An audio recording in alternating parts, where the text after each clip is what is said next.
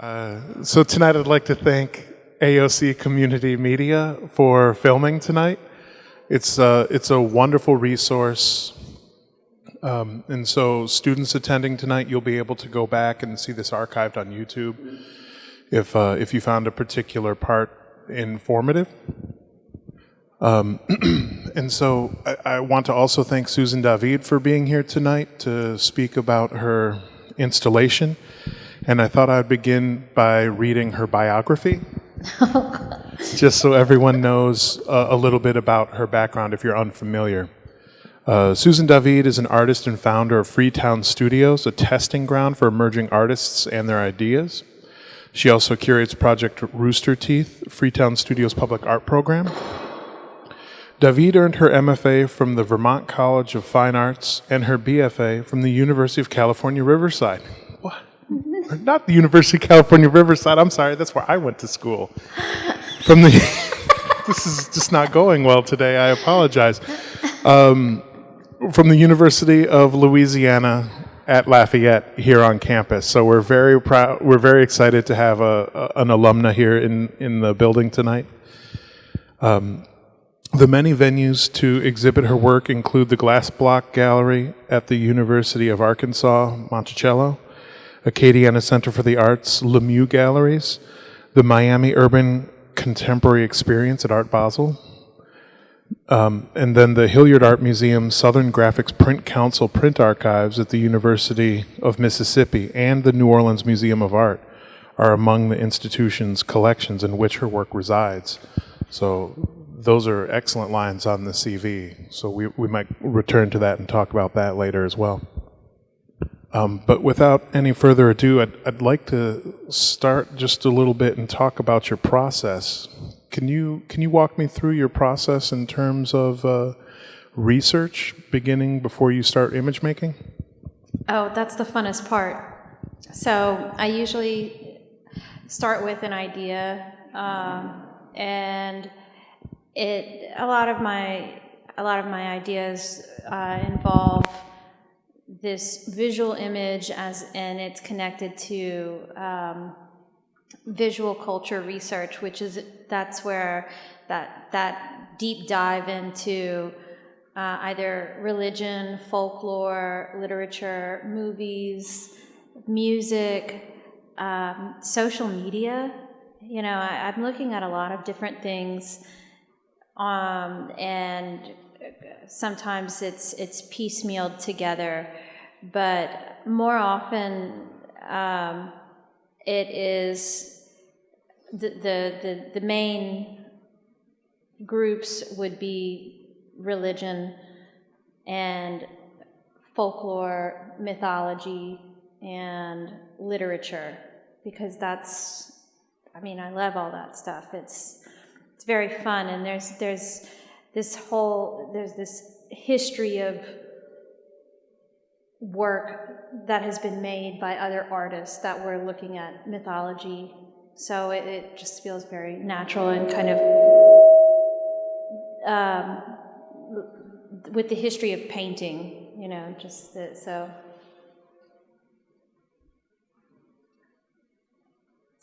But when I get into the actual art making, once I've nailed down my image, then usually the first step is tracing paper. And that's what you can see here. And then it just evolves. So it's always a line drawing for me. I treat all of my artwork like prints. Even my paintings, I've realized if I treat them like a print, then it allows me to have this structure, and then I know how to use it because I can see it in layers, and okay, I need to do this next. And so if you're thinking about this kind of graphically, how does that impact the ways you're adding layers? Does it feel more like you're drafting or painting? It's a little bit of both. I think it takes some of the pressure off when I think about it graphically. I see the paint as maybe just another layer. It's that color, or because I work with a lot of watery paint. So actually, most of my paintings are done not on an easel upright. They're laid flat, and then I flip them up, and and then I step back, which is really funny because when I paint a mural, I can't do that. But it's. And so tell us a little bit before we move on about your studio setup, because it sounds like a lot of fun in your house. Oh yeah. So my house is my main studio, and I work in my kitchen. So I have my kitchen, and at my stove I have a piece of wood whenever I want to work, and I'll put some mat board down, and I can turn on the oven light, and it's just perfect height for me to work at my oven. And in my kitchen cabinet, you'll see like spices and then art supplies in the same cabinet, and but then behind, and if you move out of my kitchen and you go into my living room, behind my couch, I had some workers build a wall to cover up a window and make it out of sheetrock, and I put that like a French cleat over the window and have this sheetrock wall that's behind my couch, and I covered it in plastic, so whenever I want to work on something and pin it into the wall, I have that space to work as well. So, and then I have all of my canvases, and those are usually, I never really have people over when I'm working, but if you ever were to come over, it would be a bit of an obstacle course where you'd have to walk in a zigzag fashion just to get around the paintings, because they'll just all be on the floor drying. Well, and so you spoke a little bit about your research methodology and the process itself. When you're actually thinking about pulling a composition together or your style, who is influencing that in terms of just culture in general or specific artists? It would be both. Sometimes I get the idea from an image. I know and if Ben knows this, but when I go through my deep dive of my visual culture research, I start screenshotting everything on my phone, and I start putting it all together into this, 300 plus image archive that I continually go back through and look at. But usually there's something that sparks my idea, and then I think, okay, I really like that, so I want to run with this. When this one is like saint imagery, so I went through tons and tons of saint images to look at, but then I saw a friend's photograph on Instagram, and I was like, oh, she's gonna be my saint. So I love this photo of her, and I took a screenshot, and then I took saint imagery and put the two together. And so it's kind of piecemeal, but that's sometimes what happens, is I see something I like, and I'm like, this speaks to me. Well, one thing that's been really fun and interesting in terms of working with you is a lot of artists treat their process as very proprietary, and you don't always get to understand exactly what they're thinking or looking at, whereas you are the exact opposite of that. The exhibition took a really interesting turn from that standpoint. Of course there's going to be a mural in the space, but we realized we had an opportunity to have more of a dialogue about your process, because you were, I asked you a couple questions expecting kind of superficial answers, and you gave me a lot in writing on the record, and then you gave me all your archives for things that you were thinking about. You gave me scans of sketches, and so that went into the cases back here where we could talk about your kind of research methodology, And it was kind of bizarre, a little bit of a risk because it didn't look like something you'd see in a museum because we just printed your screen caps. Yeah. But I feel that's indicative of how a lot of people do their research, but they don't, for some reason, they don't want to address that as part of their practice. So I feel like it's something at the day and age that we're in, having access to my phone and the internet is crucial to being able to make artwork. I have so much information at the tips of my fingers, and it does inform my work. I use my phone and my camera interchangeably. It's definitely a tool for me, and sometimes I even take photos of the work in process because I see it differently when I look at it on my phone. It's a way for me to take a step back. So that's another form of documentation of the process, and I think it's important to share. I'm trying to pick through this and figure it out to come up with that end result, and I also wanted you to think I was working hard. Well, I never doubt that artists I'm working with are working hard. But I find it just wonderful, and I know there are a lot of students in the audience tonight, so take a peek at the cases before you leave so you can kind of see those things, because the original direction you were going with this change for a handful of reasons, one of them being that we hadn't communicated well, we were just using different language for the shape of the wall, and then we both realized it about the same time. And then other events inspired you to change the mural as well. So what was that like? Well, I was really impacted by the Roe v. Wade decision when I was working on my mural. And what you see now is the result of that. I had a day to myself, and I was able to take everything that I was feeling and my frustrations and put it onto paper in a visual language. But at the same time, I think once that image was actualized, I felt like it was so much more dynamic than what I was working with. And then I really started to think about the scale, and I realized, what is going to happen if I use this original image? It's somewhat static. How am I going to deal with the rest of the wall? And I didn't quite see it in my head. I wasn't enamored with it as I thought I was.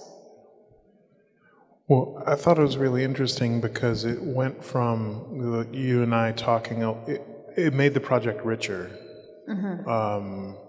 Because it went from you and I kind of having like a fun dive into like trash culture, like looking at Jaws posters and things, to something more esoteric, like looking at Babylonian creation myths and in the Bible, and then Hobbes's Leviathan as well, and really thinking about what metaphorically creatures mean to people now or over a period of time. So, with your mural kind of being pulled apart in a way where people can take it how they'd like to, thinking about what they think of as a Leviathan, how do you deal with that, knowing that someone might take your mural how you don't intend it to be, but then also which one of those versions of the Leviathan is maybe the one that resonates the most with you? I don't mind people taking what they need from the work, because I know what I did when I made it. I think that artwork can have a public and a private language for the viewer and the artist who made it. But I think that the artist's responsibility is to be aware of that. If they have something that they're saying privately and they want it to be a public thing, that they reconcile those two. This one, I think, was doing it because of the pulling apart of the actual female figure. And it is in alignment with that Babylonian myth, with Tiamat, who was ripped apart and slaughtered by her grandson Marduk. Marduk and Tiamat went into battle after, I'm not sure if you know the story, this Babylonian myth, but Tiamat was married to Apsu, and they were in the void together. And they were the only ones, and they had children, and their children had children, and they got very noisy. And you'll have to forgive me because I'm paraphrasing, but Apsu, I believe, said to Tiamat, they're very noisy. Can we kill them? And she says, no, that's too much. That's too much. But somehow there was some altercation, and Apsu and the grandchildren went to war, and they killed Apsu, and Tiamat was enraged. She created all of the known sea monsters and leviathans that you now know about.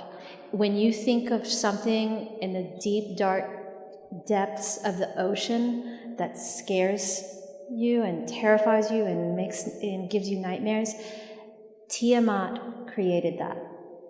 And they went to war with the grandchildren, and Marduk was the front runner of the opposing faction. And he and Tiamat went in a direct battle, and he slayed her. He killed her, he ripped her body in half, and her rib cage made the dome of the earth. And her body created what we are now on. So the fact that she was being pulled apart, I think that a lot of people, when they come in and they see this image, they are going to feel, male or female, you're pulled in different directions. You have things that weigh you down, that hold you back or terrify you, and these leviathans, these things, I think it's something that people are going to be able to grasp. Maybe they didn't know that myth, but I think it's there. Yeah, well, thinking about this has made me realize that monsters kind of live within us, and they are also external things. So it's an interesting kind of inquiry to think about how we evaluate other people's actions. Are we looking at them romantically? Are we looking at them like with scientific objectivity, and just realizing that points of view are very difficult to comprehend between people? And so for me, in thinking about all the cultural legacies of sea creatures and how they've been used, like Herman Melville and Moby Dick, or Jaws, like I mentioned before, and what those mean to people individually has been really, really interesting. And so that's why I ask you about the audience. But you told me a striking personal story that has impacted, in general, the style or temperature of your work. Regarding an accident your mother had. Mm-hmm. How does that personal experience influence what you want to say with your work? It's funny. I've said this before, but I feel like it's all about my mother. She has made such an impact on me with her resilience. And my mom and my dad were in a car accident when I was 16, they were in separate car accidents on the same night. And she was paralyzed, and she's been in a wheelchair ever since. So from that time, I've been processing this trauma that my family dealt with by thinking about what is the female body like when it's falling or floating, or when it hits the surface of when it falls, when it impacts with this surface. And then there was this other component of this unending waiting. So I was just always drawn to these female figures who seemed to be floating or falling or waiting, and it always circled back to, even after I'd moved past that main subject or that theme, I was still always drawn to that with these powerful female figures in mythology, and they're dealing with their traumas. Well, so I did something with you I'd never done with another artist before, where I was aware of your work, and I said, I have an exhibition title that I want you to use as a departure. Mm-hmm. And, like usually an exhibition title, I just got too excited maybe, but that's not something I really care about in the beginning. But it's like, let's just do Leviathan. It'll work, it'll be okay. And so I've never done anything like that, where it kind of, I commission shows for exhibitions with artists all the time, but never in a way that kind of focuses it right from the beginning. Mm-hmm. What was that process like for you? Were you annoyed, or oh no, did you I was reach all it as in. a challenge? I was like, yes, let's go into the deep end of the pool right now. And after we got off the phone, I immediately started researching Leviathan, and I was like, we're gonna watch Jaws, we're gonna watch Leviathan, and I was looking at 80s movies posters. I was all for it. I was so psyched, and I was like, yes, how's this gonna work? And I was like, okay, the Bible. And then I was watching weird YouTube videos, like really bad YouTube videos about Leviathan, and just like, okay, yes, give me more. And then it was interesting, as I would do these deep dives and take the time to listen to what other people said, sometimes they were putting together images that I never thought to look at, and then I would go and look at those images and do more research. So it was just the opening of a book. It was just really fun. I enjoyed it. Good, I'm glad. I think I've asked you that once before in private, but I'm not sure now, so I'm glad that you did. And another thing, I think of you as a muralist, but something you were interested in almost immediately was the installation as a whole. Mm-hmm. You wanted, and we've kind of ruined it a little bit with the lighting in here, so you'll have to come back and see it when it's as dark as it's supposed to be. You wanted to do colored lighting, you wanted almost no lights in the space, and you also wanted there to be a sound element. Can you walk me through what those ended up being and why you wanted them in the space? Well, when we initially spoke about this, I know that you had prefaced it as a mural, but because I knew that I would be the only one in the space, I thought of it as an installation. And when we had discussed it, we had talked about, because it would just be this back wall, that the lights would be very dim. And so once I knew that I had mood lighting, I was like, okay, I can do this. So I have a background as a set designer for the Milena Theater Group, and I worked with them for about 13 years. sometimes on stage, very few times, mainly in the background. And that informed my art practice more than I was ever aware of, especially by the time I had gotten to grad school and I started doing a lot more sculpture work. It really made me think about how does this piece interact with other works of art on the wall? Do they talk to each other? And what can I do to make this space my own? And it's really fun if you have the opportunity to play with the space that you are provided. It's I call it world making, because when you go to a movie or if you go to see theater, when the lights go down, you're in another world. And when we were rehearsing for the shows that we would do with the theater group, everything we did was under this nasty fluorescent light. And then we started doing everything with music. And it's like, and now with music. And once we had gotten our moves down and it looked flawless, then we would get into the space, and that's when it was, and now with lights. So the lights went black and we'd have colored lights. And it was slowly seeing that show come together. And in a way, it's kind of like carving a print. You know, it's like I have my first line drawing, I need to transfer it to the plate.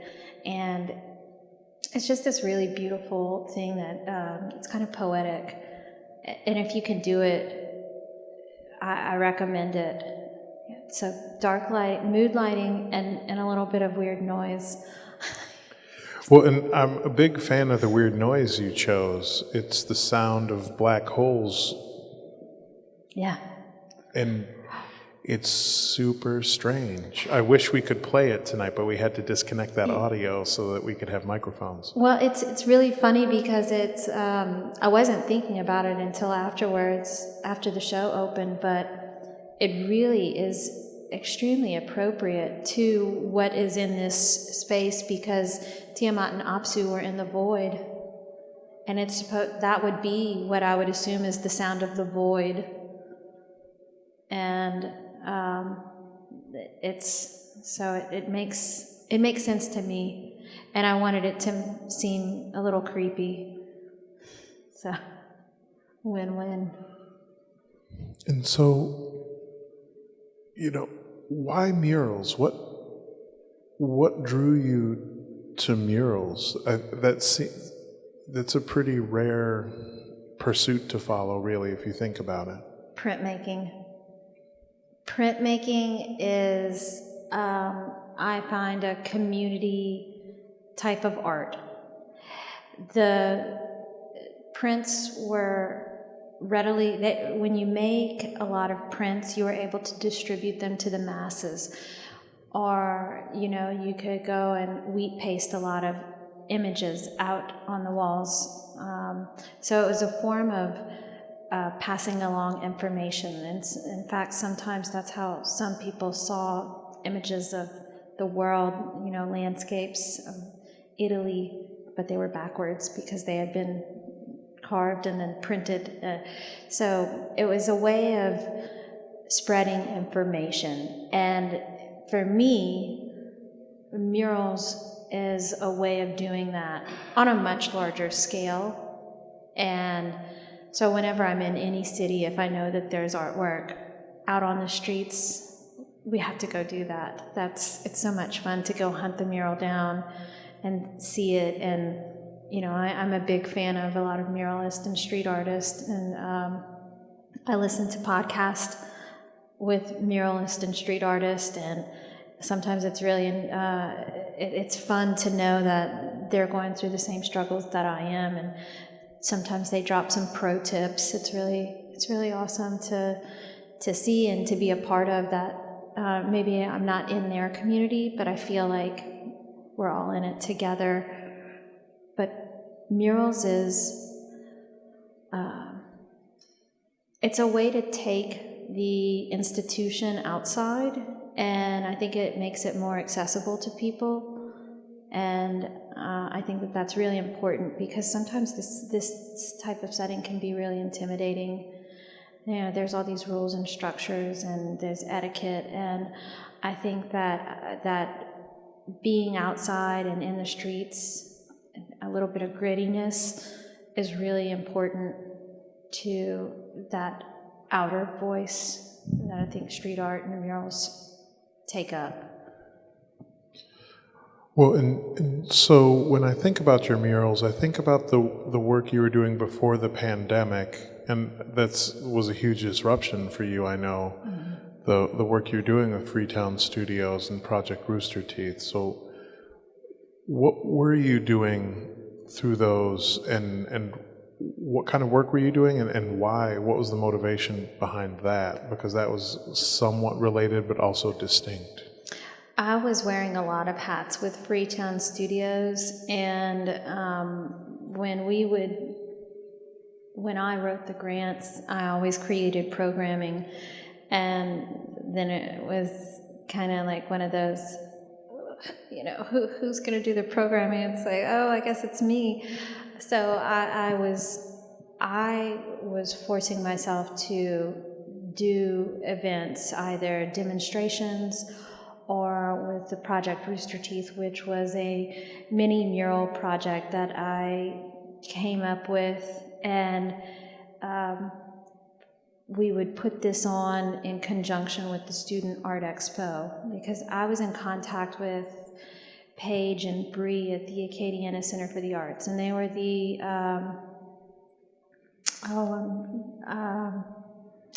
opportunities, words escape me, but they have a title that's actually better than what I could say. It's I'm just drawing a blank on what their actual title is, but I would go to them and say, hey, I want to do this, can I do this?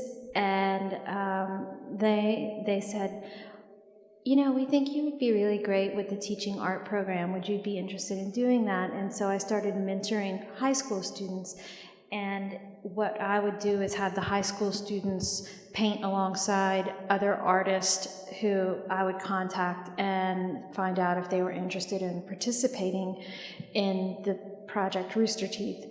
And for Art Walk in, I think it was April every year for a few years, we would set up these walls and paint live during Art Walk, because I wanted people to see artists working. That is the actual art. The finished product is not really the art. The art is the magic that is happening, and that's one of the reasons why I did it.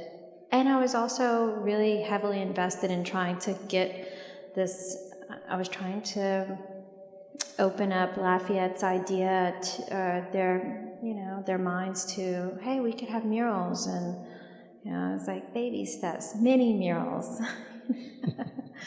So, where can people easily see a mural or two of yours in town or in New Orleans?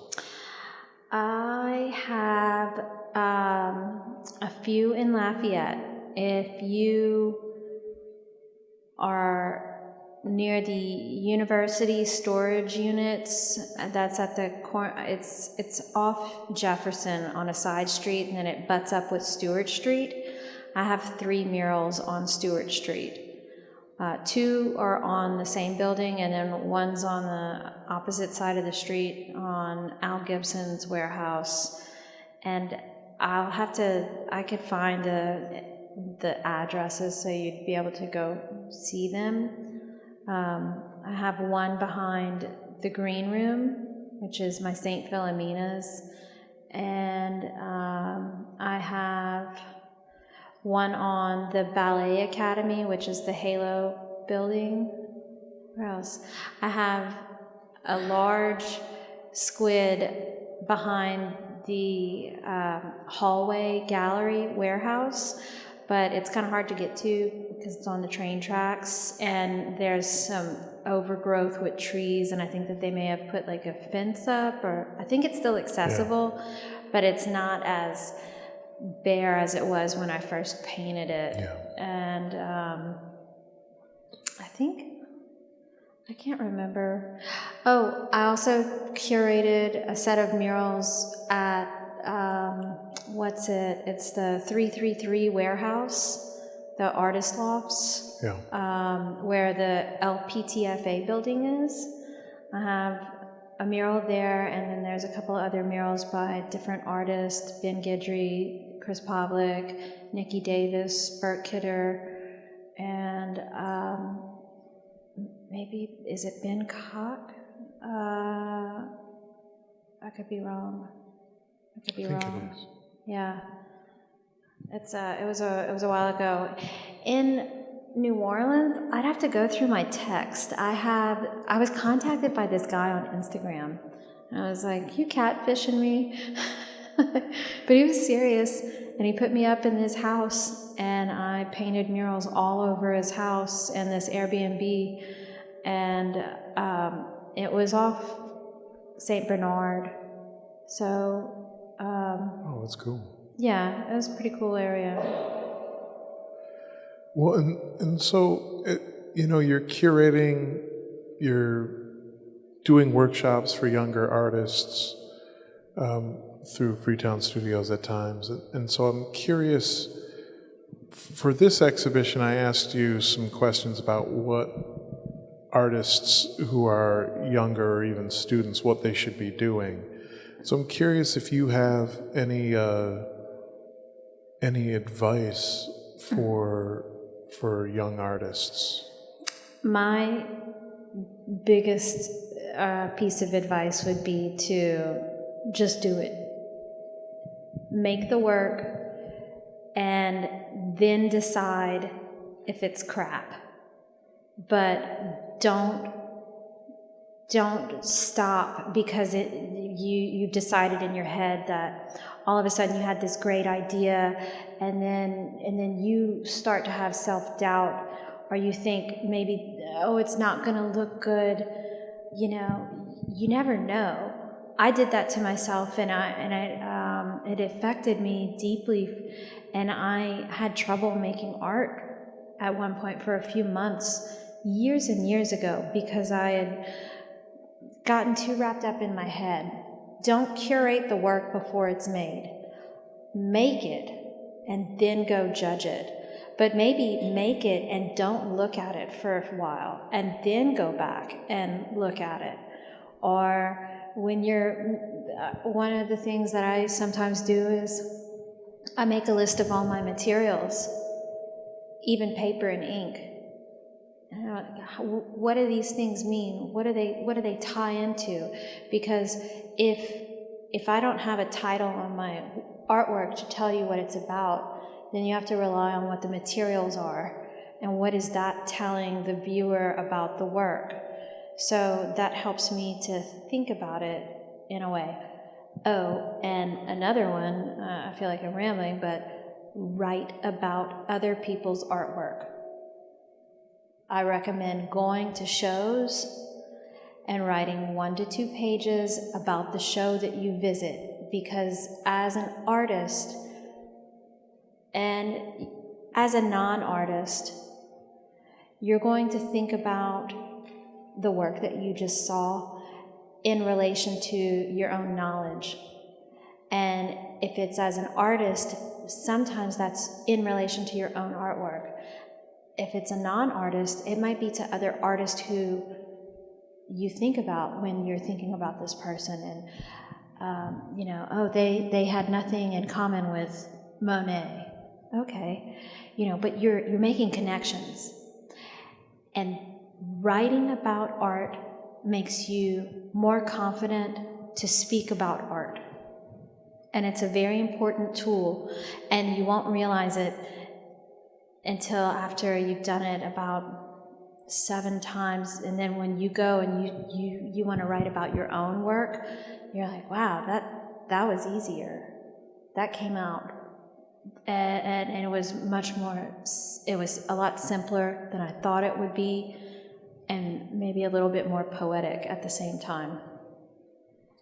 Wonderful. And then, so I'd like to open up for questions from the audience if there are, and I'll come out with the microphone so that we can get on audio what your question is. Does anyone have any questions?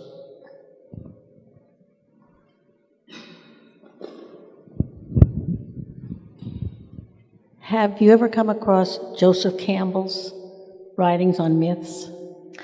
I know who Joseph Campbell is, and I have not read a lot of his work, but I think that if I did, you wouldn't see me for a while. I'd be in the library in a deep dive. I think that he may have some videos, and at one point they were on Netflix in my queue to watch, and then they disappeared. So, but I have heard of him, and I'm glad that you brought it up because I would like to go back and review some of that.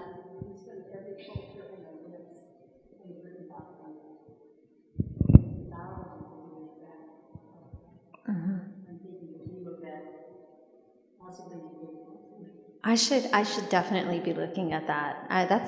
I'm glad that you mentioned it. Yeah. A question I have is, how do you determine how much paint you need? Or is that you just learn that over experience, or?